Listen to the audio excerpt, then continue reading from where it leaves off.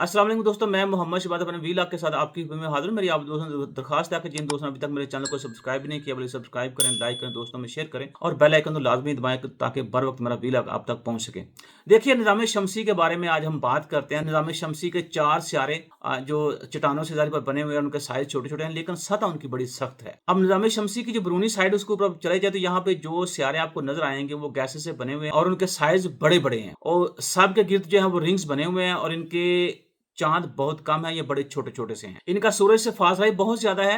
हमारा सूरज तकरीबन 4 से 5 बिलियन साल पहले जब पैदा हुआ था, इस वक़्त सूरज की रात इतनी ज़्यादा थी कि तमाम चीज़ें गैसों की शक्ल अख्तियार कर गईं, मतलब पिघल गईं सूरज के सामने। तो आप ये सोचिए कि जब सूरज बना तो उसका दर्जा कितना ज़्यादा था। मेटल सबसे पहले लिक्विड फॉर्म में आए, इस तरह दूसरे सितारों की शक्ल में भी आना शुरू हो गए और ये सारे सितारे मेटल्स और डस्ट की शक्ल में वजूद में आए।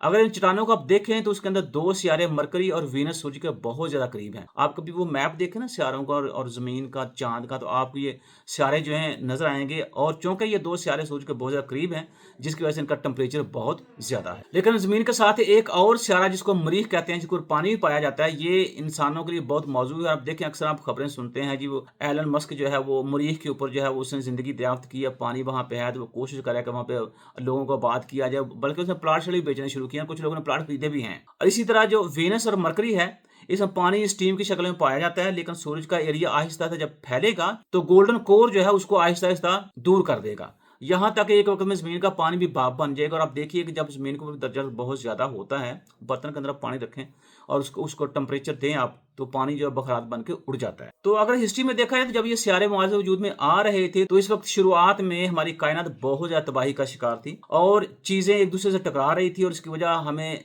चाँद से मालूमात मिलती हैं या इसकी वजूहात जो चाँद से हमें पता चलता है। जब अपोलो मिशन चाँद पर गया और वहाँ से 380 किलोग्राम राख उठाकर लाया, तो चाँद के कई चट्टानों या चाँद के कई चट्टानी हिस्से जो ऐसे थे जो ज़मीन के चट्टानों जैसे थे। साइंसदानों ने इस पहलू पर बहुत ज़्यादा गौर किया तो इस नतीजे पर पहुँचे कि जब सूर्य वजूद में आया तो इब्तिदा में इसके गिर्द 20 सियारे चक्कर लगा रहे थे और इनमें एक सियारा जो मरीख जितना था और इस सियारे का नाम है थिया। वो ज़मीन से आकर टकराया तो बहुत ज़्यादा तबाही हुई। चट्टानें आहिस्ता जो ज़मीन और सियारे से निकली थी वो ज़मीन के गिर्द चक्कर लगाना शुरू कर दिया और फिर वो इकट्ठी भी होती गई। इस तरह से चाँद मार्स से वजूद में आया। आज हम इन सारी चट्टानों को चाँद की शक्ल में देखते हैं और ये नज़रिया गलत साबित हुआ कि चाँद इब्तिदा ही से वजूद में आ गया था। हकीकत ये है कि चाँद सूरज बनने के कुछ अरसे बाद वजूद में आया, जब वो 2 सियारे आपस में टकराए।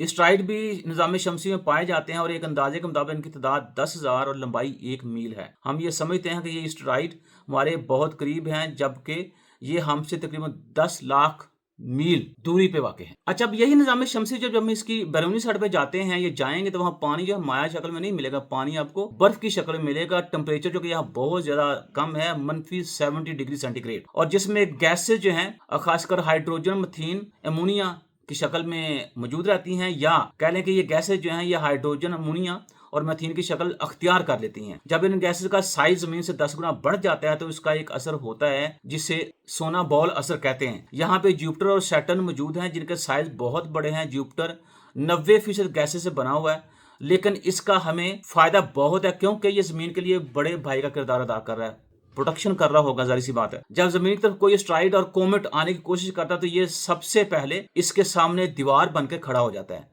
तो ये बड़े भाई का जो किरदार है वो ये कहा जा रहा है और इस तरह से ज़मीन और इसके बासी जो महफूज रहते हैं।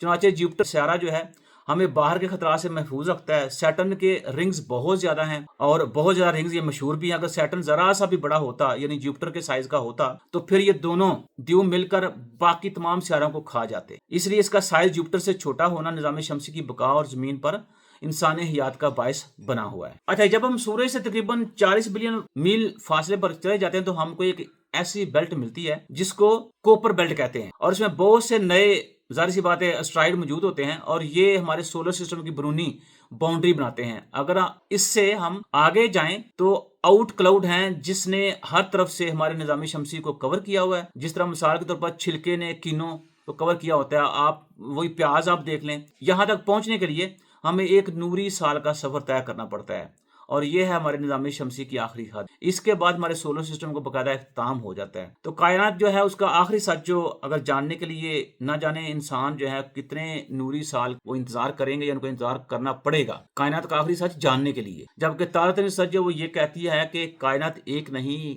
कायनात एक से ज्यादा है। इन मालूमात के साथ मुझे इजाजत दीजिए। पाकिस्तान जिंदाबाद।